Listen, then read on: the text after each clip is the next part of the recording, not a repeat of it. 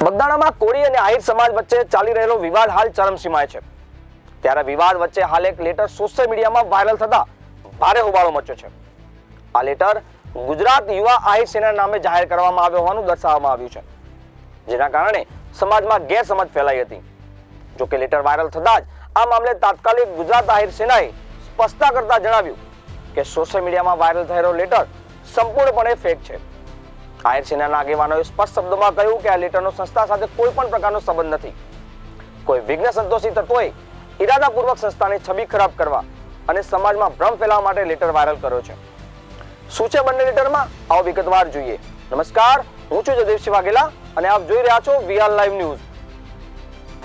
પ્રથમ જે letter viral થઈ રહ્યો છે, જેમાં લખ્યું છે કે આહિર સમાજ જોગ સંદેશ. મારા વાલા જ્ઞાતિના વડીલો, નવયુવાનો, આપ સૌને નમ્ર વિનંતી છે કે હાલમાં જે વિવાદ ચાલી રહ્યો છે, માયાભાઈ આહિરના દીકરા જયરાજભાઈનો વિવાદ જે પણ હોય, પણ આખા સમાજને ખબર છે કે જો વિવાદિત ભૂમાફિયા નવનીતને, જેનો સમાજ ખોટો હોવા છતાં સંગઠિત થઈને આહિર સમાજના શિરોમાનને એવા માયાભાઈના દીકરાને જો સંકટમાં નાખી શકતા હોય તો વિચાર કરો, માયાભાઈની જગ્યા પર કોઈ બીજો વ્યક્તિ અથવા બીજો સમાજ હોય તો આ લોકો શું કરે? એટલે હવે આહિર સમાજને એકતા દેખાડવાનો સમય આવી ચૂક્યો છે. કોઈ પણ ગામ હોય, કોઈ પણ શહેર હોય, ગુજરાતના ખૂણે ખૂણે કોઈનો કોઈ પણ ધારાસભ્ય, સાંસદ સભ્ય, નગરપાલિકાનો સભ્ય, તાલુકા પંચાયતનો સભ્ય કે જિલ્લા પંચાયતનો સભ્ય ગામમાં આવે તો તેને આહિર સમાજ નો એન્ટ્રી કરાવે. હીરા સોલંકી હોય, પરસોત્તમ સોલંકી હોય કે દિવ્યેશ સોલંકીનો સંપૂર્ણ બહિષ્કાર કરવામાં આવે. આટલા વર્ષોથી એ લોકોને આહિર સમાજ સંપૂર્ણ બહુમતીથી મત આપી રહ્યો હતો. આમ છતાં એ લોકોએ આહિર સમાજને ટાર્ગેટ કરીને જયરાજભાઈની ધરપકડ થાય અને ફટાકડા ફોડે, તેમના બંગલે મીઠાઈઓ વેચે તો આહિર સમાજ નહીં ચલાવી લે. મારા તમામ જ્ઞાતિના વડીલો, મિત્રો અને યુવાનોને મારી નમ્ર અપીલ છે કે જો દ્વારકાધીશને માનતા હોય તો હવે આ લોકોને બહિષ્કાર જરૂરથી કરજો. માયાભાઈના કહેવા પ્રમાણે આપણે શાંત રહ્યા છીએ. 2027ની ચૂંટણીમાં લોકોએ તમામ સીટ ઉપર બતાવીને દેવાનું છે કે આહિરો પોતાના દીકરાના માથા આપીને રાજ પણ આપી શકે છે અને જો પોતાના દીકરા પર વાત આવે તો રાજ છીનવી પણ શકે છે. પ્રદેશ યુવા ટીમ આહિર સેના. આ લેટર વાયરલ થયા બાદ તુરંત જ ગુજરાત આહિર સેનાએ લેટરને ફેક છે અને આવો કોઈ જ નિર્ણય નથી કરવામાં આવ્યો તેનો રદિયો આપતા એક લેટર વાયરલ કર્યો હતો. ગુજરાત આહિર સેનાના ઓફિશિયલ લેટર પેડ પર લખવામાં આવ્યું, જય દ્વારકાધીશ સાથે જણાવવાનું કે આહિર સેના પ્રદેશ યુવા ટીમના નામથી જે સોશિયલ મીડિયામાં મેસેજ વાયરલ થયો છે તે અંતર્ગત આહિર સેના ગુજરાત સ્પષ્ટતા કરે છે કે આહિર સેના પ્રદેશ યુવા ટીમ નામની અમારી કોઈ જ ટીમ નથી.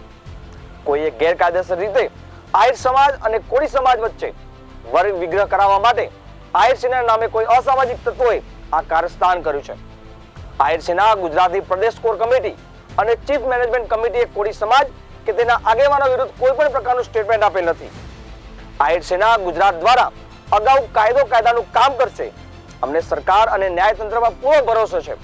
આહિર સમાજ અને કોળી સમાજ વચ્ચે વર્ગ વિગ્રહ ન થાય તે માટે મીડિયાના માધ્યમથી જાહેર વિડીયો અને ડિબેટમાં અપીલ કરવામાં આવેલ હતી. આહિર સેના ગુજરાત અને આહિર સમાજને બદનામ કરવા કોઈ અમારા હિત શત્રુએ આ કારસ્તાન કરેલ છે. આહિર સેના નામે જેણે મેસેજ વાયરલ કરેલ હશે તેની પર આહિર સેના કાયદેસરની કાર્યવાહી કરશે. આહિર સેના અને આહિર સમાજને બદનામ કરનાર ઇસમોને બક્ષવામાં નહીં આવે. તેમજ આહિર સમાજ અને કોળી સમાજના યુવાનોને પણ નમ્ર અપીલ કરવામાં આવે છે કે કાયદાનું કામ કરશે. ન્યાયતંત્ર પર ભરોસો રાખો. અદાલતનો નિર્ણય સૌને બંધન કરતા અને શિરોમાન્ય હોય છે. તેમજ બંને સમાજ આમને સામને ન આવે, આહિર અને કોળી સમાજ વચ્ચે વર્ગ વિગ્રહ થાય તેવા મન ફાવે એવા નિવેદનો કરવા નહીં. બંને સમાજની એકતા જળવાઈ રહે તે માટે સૌએ શાંતિ જાળવવા અપીલ છે. લેખિતન આહિર સેના ગુજરાત. આહિર સેનાએ જણાવ્યું કે બગદાણા વિવાદને લઈને સંસ્થા શાંતિપૂર્ણ અને સંવિધાનિક માર્ગે પોતાનો અભિપ્રાય રજૂ કરતી આવી છે. ફેક લેટર દ્વારા ખોટી માહિતી ફેલાવવાનો પ્રયાસ નિંદનીય છે. આવા તત્વો સામે કડક વલણ અપનાવવામાં આવશે.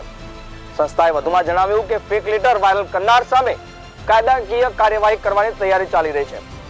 સાયબર ક્રાઇમ સહિતની સંબંધિત એજન્સીઓનો સંપર્ક કરવામાં આવશે અને દોષિતોને કડક સજા આપવાનો પ્રયાસ કરવામાં આવશે.